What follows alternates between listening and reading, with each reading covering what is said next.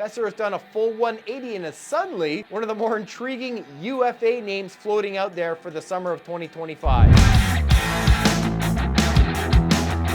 Whether you're talking sports movies or sports themselves, everybody loves a good comeback story. This week on the Sportsnet Power Rankings, we're looking at some of the best comebacks/bounce backs in the NHL this season. Now, we just saw an all-time comeback year with Erik Karlsson. Believe it or not, we may have something on par with that this year. How many times was Brock Besser fake traded out of Vancouver? Both sides basically agreed it was time for the player to start anew somewhere else. But when a move never materialized, Besser stayed on the West Coast, and just look at him now. The Brock star is on pace for 50 goals, 6 years after his career-high 29 was established in his rookie season. Last year was the nadir for the Minnesota native, as Besser failed to register 20 goals for the first time in his career in a full campaign. But playing beside center JT Miller, Besser has done a full 180 and is suddenly one of the more intriguing UFA names floating out there for the summer of 2025. Staying in Canada, a couple of defensemen are having great seasons after a tough year. It's understandable that last year was a tough one for Mackenzie Weegar in Calgary. He was coming off a monster trade in the summer and signed a big contract extension to boot.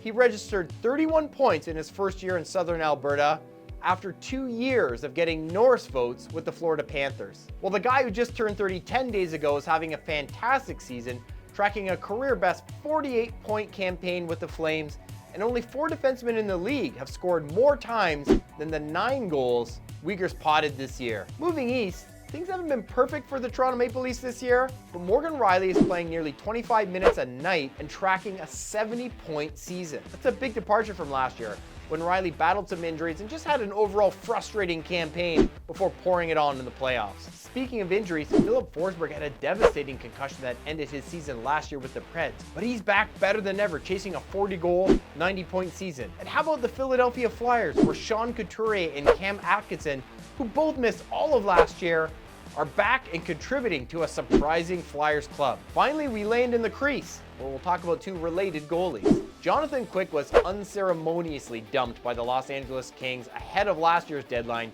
and you could certainly say for good reason, as Quick's stats were among some of the worst in the NHL. Flash forward a season, and Quick turns 38 on the weekend, has rebuilt his game and been a valuable member of the New York Rangers, even if he struggled a bit in his past few starts. Of course, Los Angeles needed its own solution in goal after another first-round exit, and Cam Talbot has been just that. Like Quick, the 36-year-old's numbers have taken a bit of a dip recently as his team struggles, but there's no doubt with a .915 save percentage after posting an .898 mark with Ottawa last year, that Talbot has proven he can once again be a viable NHL starter. Now let's get a look at the full ranking. Make it 11 in a row for the Oilers, who will be in top spot in this ranking soon enough if they keep it up. Morgan Rielly may be having a good year, but the Leafs, down to number 15 this week, need to turn things around in a hurry if they don't want to suddenly be fighting for their playoff lives. After a tough December, the Wings have been winning some games lately to climb right back into the Eastern Conference playoff picture. The Wild have gone from new coach bump to new coach dump